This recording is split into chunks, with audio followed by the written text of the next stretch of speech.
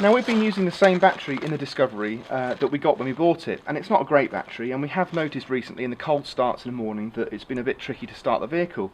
So we've decided to invest in a new battery. Now there's lots of options out there, but what we've gone for is the Odyssey.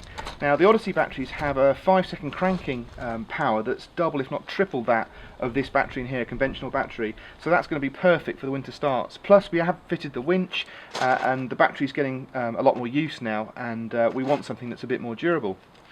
The other reason we've decided to go for the Odyssey is because it's a dry cell battery, and we've had a bit of a problem with our power pack recently, which is our split charge system power pack, a portable power pack.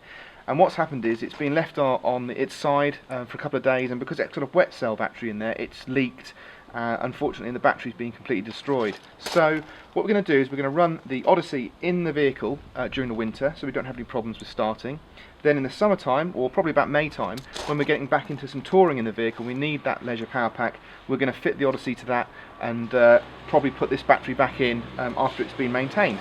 So not much to show you here really, but one thing is worth mentioning. Unlike a Defender, you're very limited on space in a Discovery for the size of battery, so you really want to go for something that's really powerful in a small package.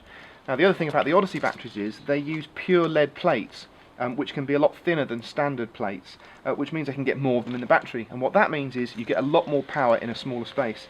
So really the Odyssey is going to answer all of our issues, and we're going to see how it performs. We're going to get it in there now, and we'll report back as to what we're going to be doing in the future with it. Something else I'll quickly point out before we remove the battery is you'll see that when we actually fitted the winch, we use these adapter terminals which have a stud fitting, which makes it a lot easier to put any accessories or ancillaries onto your battery. Little stud terminals, and I'll show you those in detail in just a minute, and we're going to use those straight onto the Odyssey battery. Another great thing about these Odyssey batteries is that you've actually got terminals on the sides, and because they're dry it means you can actually mount them on their side or on their base. They're very versatile and you can mount them anywhere in the vehicle you want. That's quite important when you're spending an awful lot of money on a battery. You don't want it to become redundant if you should change your vehicle or you change your requirements or where you want the battery to go. So the great thing about the Odyssey is it's a future-proof investment. Okay, so we've got the battery out now, and you can see it's very similar size to the Odyssey. Odyssey is a little bit longer and a bit shorter, but the terminals are pretty similar and the actual width of the battery is the same. So that's about as close as we're going to get to our size. We've got a carry handle on here, so we should be able to lower it into position quite easily, but there's a lot of wires there. We'll see how we get on. Now while there's not too much corrosion in there, it's starting to come through, so we're actually going to put a wax coating on there to make sure that we keep it nice and clean and dry for a little while longer. So I'm going to give it a quick wire brush down in there, and then we're using this Supertrol anti-rust fluid. Now what this is the kind of stuff that they spray inside your doors, or you spray on raw metal when it's in a factory so it doesn't get rusty, and that'll just put a nice wax coating on there and hopefully make it last a bit longer. So I'm doing this outside, but if you're doing it inside your garage or your workshop, wear a mask.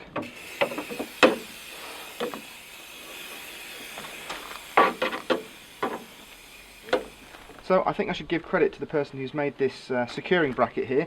It's been homemade, but it's incredibly sturdy, and actually it fits over the Odyssey battery, so I'm inclined to try and use that again because it did obviously hold everything in nice and tight.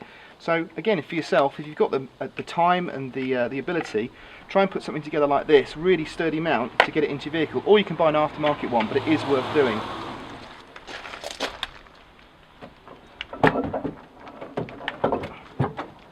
Wow man, that was easy. Straight in, look. That is a good fit. So these are the post mount adapters that I was talking about, which enable you to fit your additional cables onto the battery terminals without too much clutter. These were from Devon 4x4, as was the battery, so we know they're all good. This one's specific to the negative terminal, and then the positive one's slightly bigger. So we'll get those on, then we're going to get the bracket in place.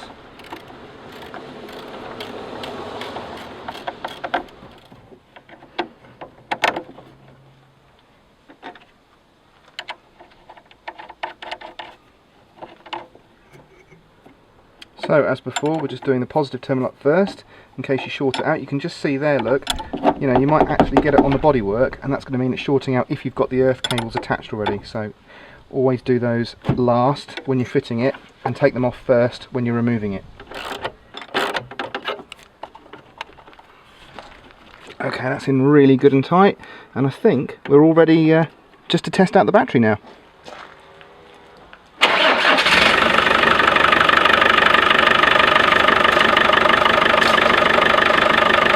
That's certainly a lot better than before, so I'm really pleased. And we'll keep you up to date with how things are going.